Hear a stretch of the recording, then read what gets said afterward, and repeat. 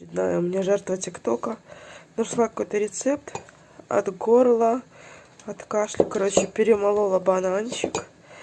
Можно вилкой растолочь. Нужно добавить 4 ложки какао. Залить все это молоком. И мед добавить по вкусу в теплое молоко, не в горячее.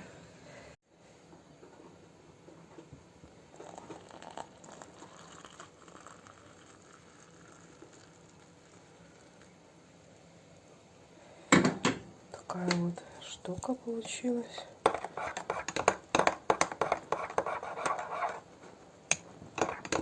Я думаю, что это самое вкусное лекарство, которое можно придумать, если только молоко не любите.